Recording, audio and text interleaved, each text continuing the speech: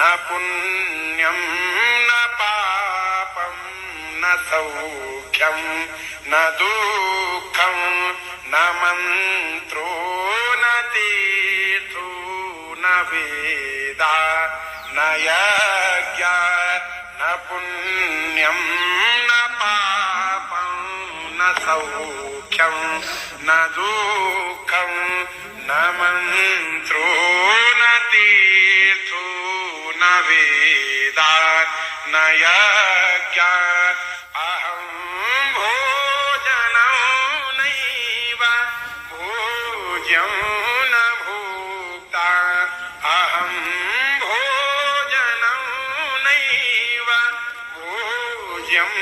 न भोक्ता चिदानन्दरूपः शिवोऽहं शिवो